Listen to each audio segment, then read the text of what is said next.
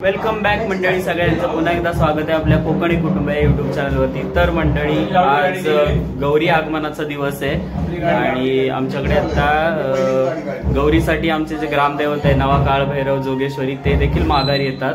So तो shoot जो देखील मी केला आहे तो देखील या ब्लॉगमध्ये तुम्हाला बघायला मिळेल। तसंच आज आमच्याकडे सत्यनारायणाची पूजा आहे, तर तीर्थप्रसादाला नक्की या सगळ्यांनी। आणि आता आम्ही गौरी आणायला जात आहोत सगळे, तुम्ही बाहेर बघत असाल आता।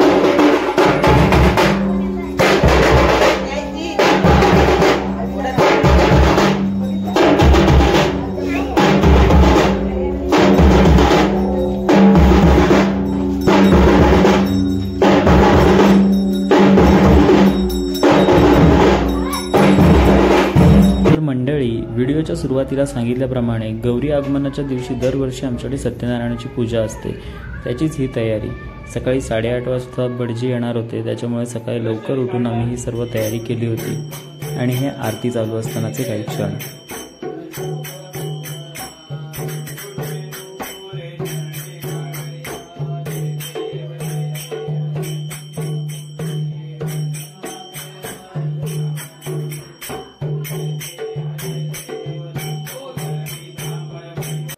सत्यनारायणाच्या पूजेच्या घाई गडबडीमध्ये दुपार कधी झाली हे कळलंच नाही आणि नंतर जी वेळ आली ती आली होती आमच्या देव नवा कालभैरवाच्या आगमनाची। होय, आमच्या उक्ताळ गावामध्ये गौरीला माघारी येण्यासाठी देव स्वतः तिच्या आधी येऊन विराजमान होतात, त्याचीच ही तयारी।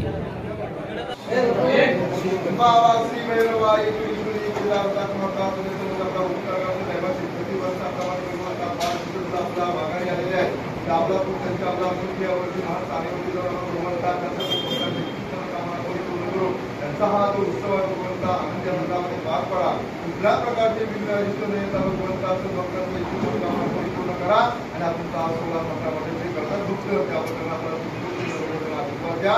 सुखाची संपदा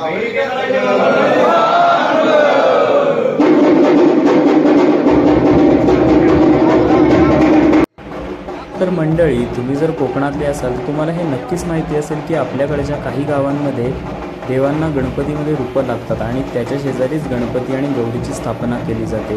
तसाच काहीसा हा प्रकार आमच्या उक्ताळ गावामध्ये देव नवा काळभैरव आणि केदार देव यांच्या आगमनानंतरच गौरीचं आगमन केलं जातं, म्हणजेच दोन्ही देव हे गौरीला माघारी नेण्यासाठी येतात। किती गंमत आहे नाही का? देवाच्या आगमनाची ही मिरवणूक संपूर्ण बाजारपेठेमधून निघते। तर चिपळूणमधल्या बऱ्याचशा स्थायिक लोकांना हे माहीत देखील असेल की उक्ताळ गावामध्ये गौरीला माघारी येण्यासाठी देव तिथे विराजमान होतात, पण त्या व्यतिरिक्त देखील खरेदीसाठी जे काही लोक आलेले असतात त्यांना हा प्रश्न नक्कीच पडत असेल की हे देव आत्ता नेमके निघालेत तरी कुठे? तर हे देव जातात उक्ताळ गावामध्ये गौरीला माघारी येण्यासाठी।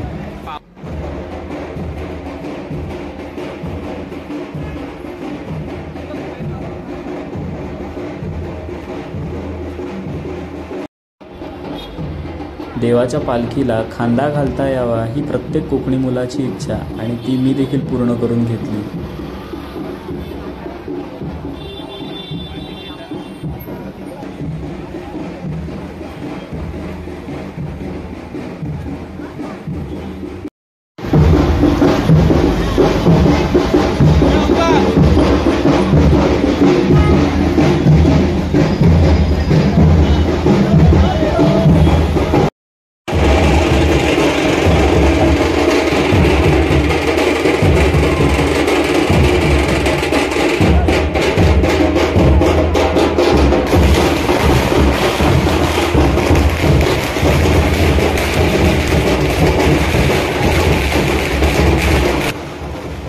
देवाचं गावाच्या हद्दीमध्ये आल्यानंतर अशा प्रकारे जंगी स्वागत केलं जातं। शिमग्याप्रमाणे पालख्या नाचवल्या जातात आणि हीच ती धमाल।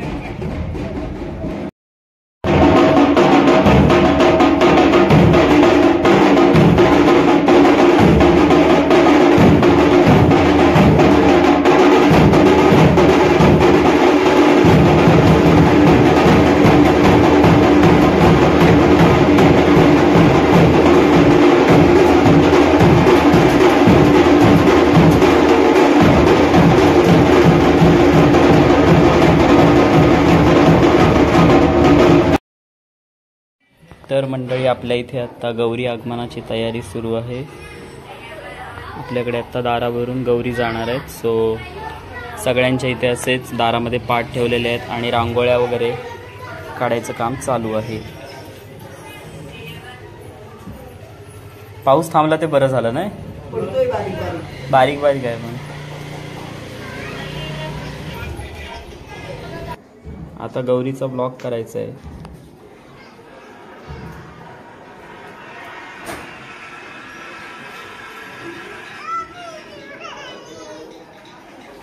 तर मंडळी, ही अजून एक गोष्ट आहे कोकणातली. जेव्हा कधी गौरीचं आगमन होत असतं त्यावेळेस आपल्या घरातल्या चुलीवरती भात तयार हवा, म्हणजे भरल्या हंडीवरती गवर आली पाहिजे असं म्हणतात. तर त्यासाठी हा आपण भात ठेवलेला आहे गॅसवरती. तर थोड्याच वेळात गवर येणार आहे. सो भात आपला तयार होतो. पलिता फिरवू का ग याच्यात?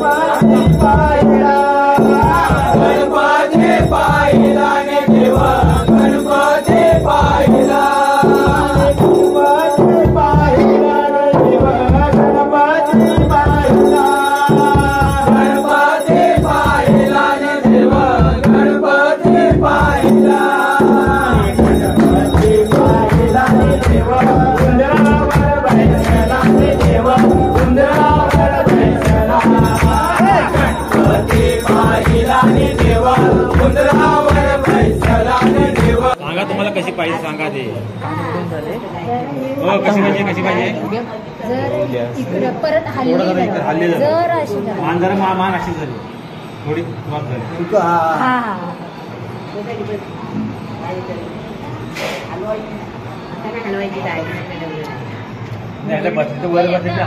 तर मंडळी, गौरीच्या आगमनानंतरचं मुख्य काम म्हणजे गौरी नेसवणं. आणि तुम्हाला ही महिलांची चाललेली गडबड बघून लक्षात येतच असेल ते काही सोपं काम नाहीये बरं का.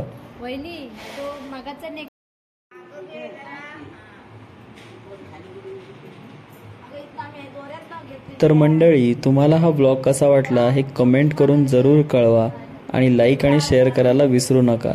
चला तर मग आपण या व्हिडिओचा इथेच शेवट करूया. गणपती बाप्पा मोरया, मंगलमूर्ती मोरया. Bye bye.